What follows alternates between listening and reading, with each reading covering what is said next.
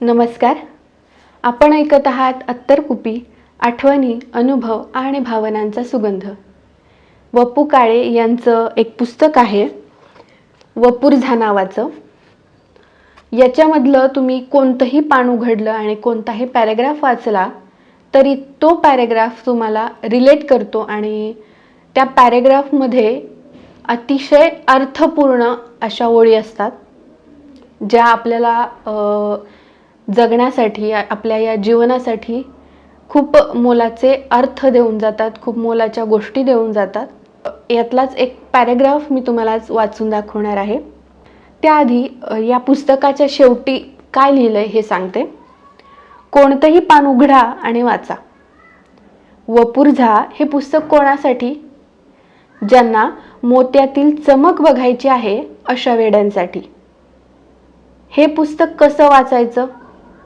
एका बैठकीत, अथ ते इति, एका दमात, छे मुळीच नाही. काही हौशी घरांमध्ये ड्रेसिंग टेबलावर निरनिराळ्या अत्तरांच्या बाटल्या असतात. जसा मूड असेल तसं अत्तर वापरायचं किंवा जसा मूड व्हावासा वाटेल तसं उत्तर निवडायचं. हे पुस्तक असंच वाचायचं. हवं ते पान आपापल्या मूडनुसार उघडायचं आणि त्या सुगंधाने भारून जायचं. एखादा सुगंध पुन्हा घ्यावासा वाटला तर पुन्हा शोधायचा. त्या शोधात आणखी काहीतरी सापडेल.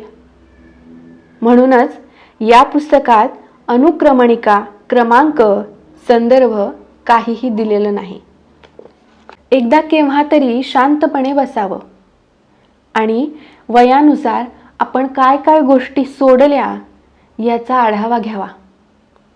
मग लक्षात येतं की आपण गाभुडलेली चिंच अनेक वर्षात खाल्लेलीच नाही. जत्रेत मिळणारी पत्र्याची शिट्टी वाजवलेलीच नाही. चटक्यांच्या बिया घासून चटके द्यावेत असं आता वाटत नाही. कारण परिस्थितीने दिलेले चटके सोसतानाच पुरेवाट झालेली आहे. कॅलिडोस्कोप पाहिलेला नाही.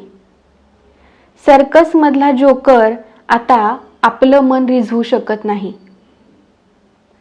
तसंच कापसाची म्हातारी पकडण्यातला चार्मही उरलेला नाही. कापसाच्या म्हातारीने उडता उडता आपला बाळपणीचा सुखाचा काळ स्वतः बरोबर कधी नेला हे आपल्याला कळलंच नाही. आता त्या ट्रिप्स नाहीत. दोन दोन मुलांच्या जोड्या करून चालणं नाही. विटी दांडू नाही. साबणाचे फुगे नाहीत. प्रवासात बोगदा आला तर एक अनामिक हुरहुर लागते, तीही उरलेली नाही.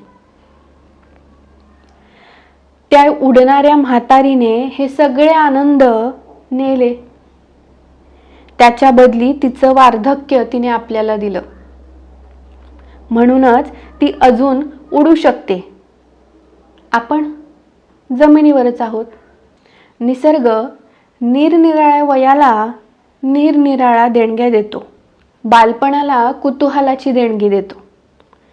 किशोरावस्थेत सगळ्या जगावर खुश राहण्याची देणगी देतो. तारुण्यात तर बहरच बहर. शृंगार, प्रेम, शरीराचं आकर्षण ही देणगी. लग्नानंतर वात्सल्याची देणगी आणि वृद्धापकाळात वैराग्याची देणगी. या सगळ्या देणग्यांवर आपण जगतो. मलाही त्या देणग्या मिळाल्या, पण त्यांचा क्रम चुकला. मला स्वप्न फुलवायला मिळालीच नाहीत. मला स्वप्न विकत घ्यावी लागली.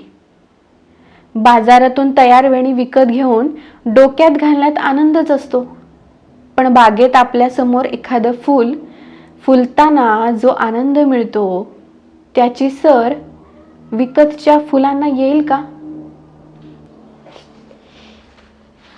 अशाच प्रकारे छान छान गोष्टी किंवा छान छान लेख ऐकण्यासाठी तुम्ही चॅनलला पटकन सबस्क्राईब करा आणि आवडल्यास like, share, comment and subscribe. धन्यवाद.